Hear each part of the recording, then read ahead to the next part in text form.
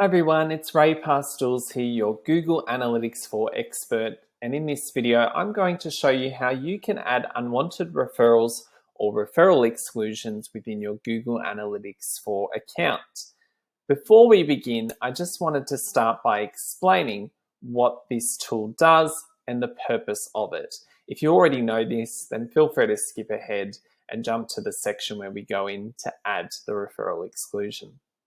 So what is a referral? Referral is obviously when someone visits your website from another website and gets bucketed as such within your Google Analytics.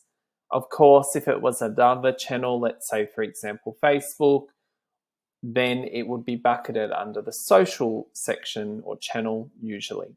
In the event, let's say you're using a payment gateway such as Afterpay, or you're using a booking platform, what can happen is these tools will often reset the session or the visit within Google Analytics. So if I see a Facebook ad for a product and I click on it and add that product to a checkout and then use Afterpay, what happens is the session resets, which results in the conversion, so the sale amount, being attributed to Afterpay rather than Facebook for the conversion. So you can see where the problem is.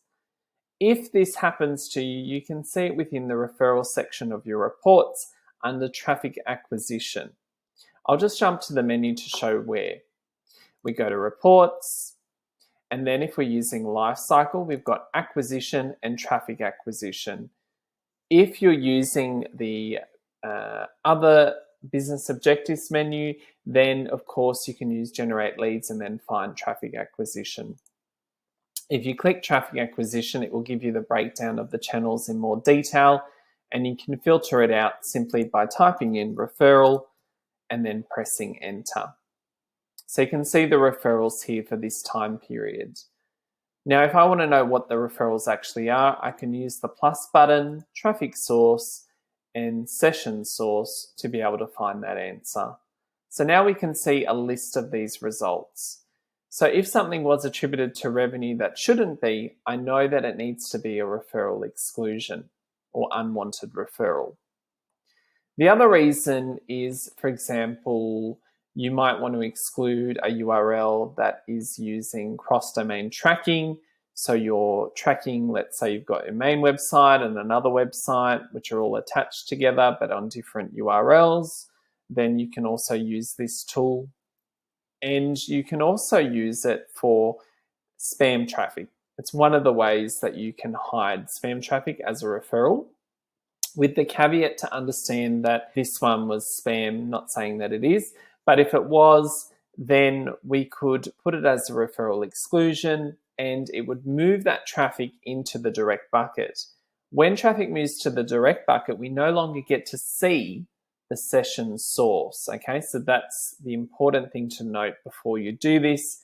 If you're getting rid of spam traffic, that is what's going to happen.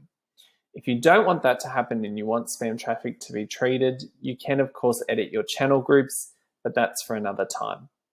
Now let's say we want to add some URLs to our unwanted referrals list. How do we actually get there? There's a few simple steps.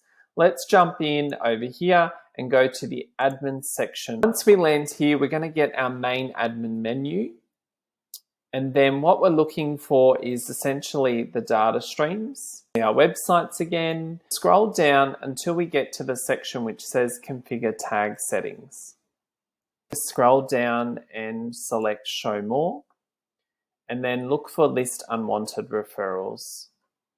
Once you go into here, you can use a few different parameters, but the easiest one is referral domain contains. So if we're adding Afterpay as an example, we can do the domain contains afterpay.com. If it's a spam traffic result, then add another condition, and let's just say it's spam RS. This is not a real domain. And then we press save, and then that will apply from the future onwards to ignore that referral. And it then falls into our direct bucket and also fixes that conversion problem that we talked about before. I hope you found this video useful to sort out your referrals.